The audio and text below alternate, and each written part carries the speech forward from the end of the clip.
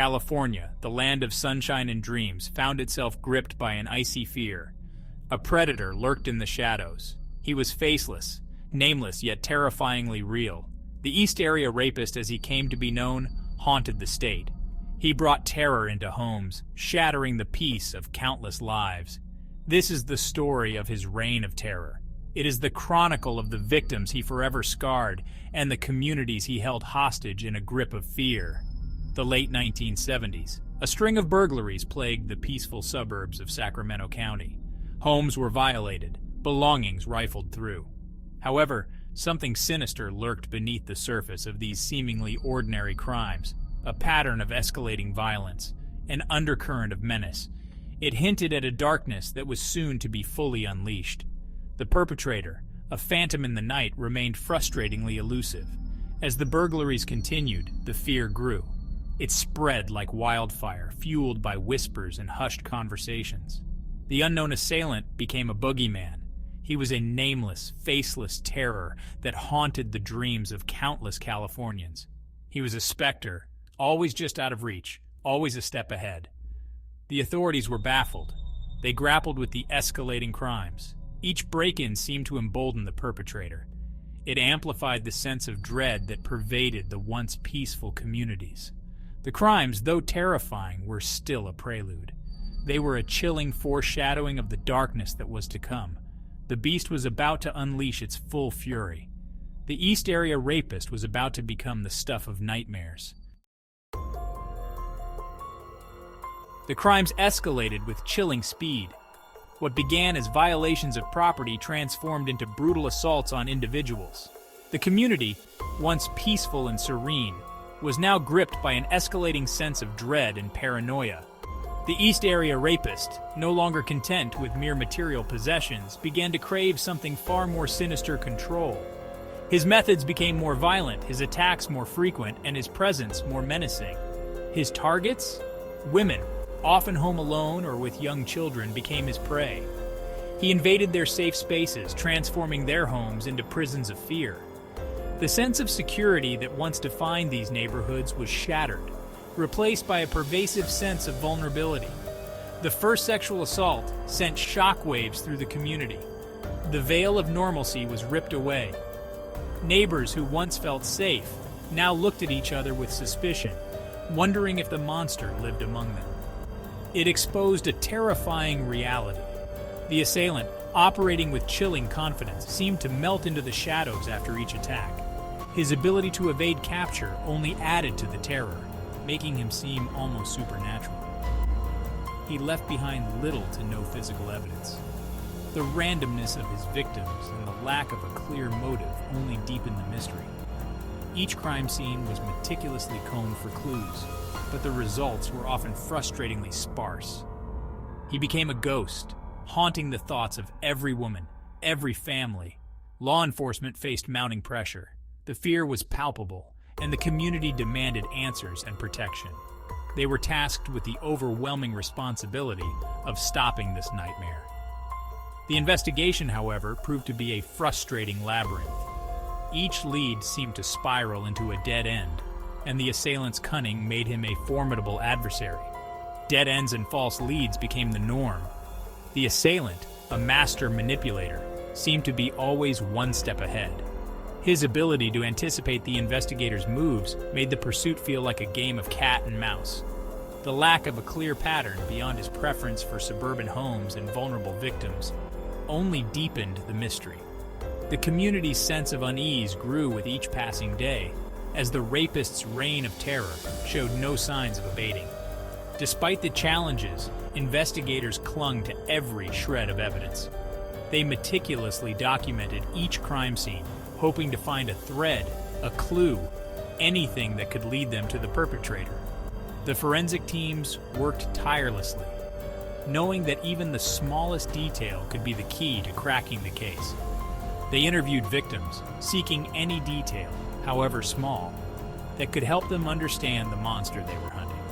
The victims' accounts were harrowing, painting a picture of a predator who was both methodical and merciless. It was a race against time to stop the East Area Rapist before he could claim another victim. The clock was ticking. and the pressure was immense. Every moment counted, and the investigators knew that failure was not an option. The community's safety depended on their ability to outsmart a criminal who seemed almost unstoppable. The East Area Rapist's reign of terror took a chilling turn. The once localized attacks spread beyond the borders of Sacramento County. His hunting ground expanded, encompassing new territories, new victims. Panic, once confined to a specific area, now gripped a wider swathe of California. No one felt safe. The Phantom had become a statewide nightmare. Southern California became his new hunting ground. He terrorized communities from Sacramento to Orange County. The audacity of his crimes shocked even seasoned investigators. His ability to move undetected across such vast distances amplified the sense of fear. It was as if he were toying with the authorities, reveling in his ability to vanish into thin air. This geographical shift signaled a chilling evolution in his modus operandi. The attacks, once brazen but seemingly unplanned, now bore the hallmarks of meticulous planning. He stalked his victims, learning their routines, exploiting their vulnerabilities. He meticulously canvassed neighborhoods, choosing homes that offered easy access and escape routes. The expansion of his territory brought a new level of urgency to the investigation. Law enforcement agencies across the state joined forces, sharing information, resources, and expertise. The hunt for the East Area Rapist had become a statewide manhunt. The pressure on law enforcement was immense. They were tasked with not only catching a ghost, but also reassuring a terrified public. Section 4. Darkness Descends. The original Night Stalker emerges. The East Area. Rapist's reign of terror reached its horrifying apex in Southern California. He adopted a new moniker, the original Night Stalker.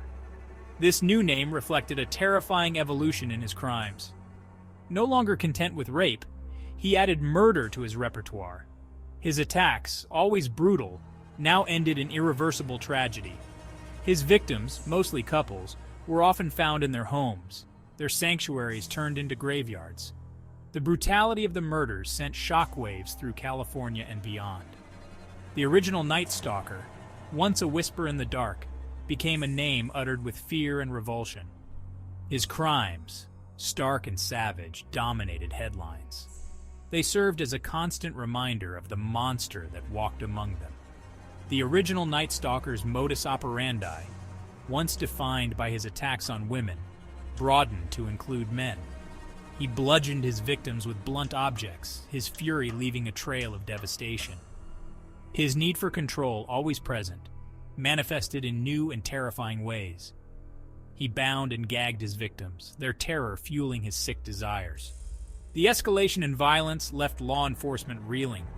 The original Night Stalker had become a formidable adversary, blending meticulous planning with ruthless efficiency. The investigation, already complex, grew exponentially more difficult. The pressure to catch him, to stop the bloodshed, became almost unbearable. The hunt for the original Night Stalker became a desperate race against time. Section 5. Method in Madness. Unraveling the Stalker's Pattern. The original Night. Stalker's crimes, though seemingly random, revealed a chilling pattern. He favored suburban neighborhoods, targeting homes that were dark and secluded. He often entered through unlocked doors or windows, highlighting his careful selection of vulnerable targets. He was a hunter, stalking his prey, exploiting their weaknesses. His crimes, though brutal, were not impulsive acts of violence. They were meticulously planned, each detail carefully considered. He often disabled phone lines before entering the homes, cutting off his victims from any chance of calling for help. He sometimes spent hours inside the homes of his victims before and after the attacks, reinforcing the sense that he derived pleasure from their terror. The original Night Stalker often used ligatures to control his victims. He bound their hands and feet, silencing their screams. These ligatures, often made from everyday household items, became a chilling signature of his crimes. They were a stark reminder of his ability to turn the mundane into instruments of terror. The original Night Stalker's crimes transcended mere physical violence. He subjected his victims to psychological torture, toying with them, often making them repeat phrases. He demanded they acknowledge his power, his control over their lives. He sought to break their spirits, leaving them scarred long after the physical wounds had healed. His crimes were a perverse performance, a twisted display of dominance.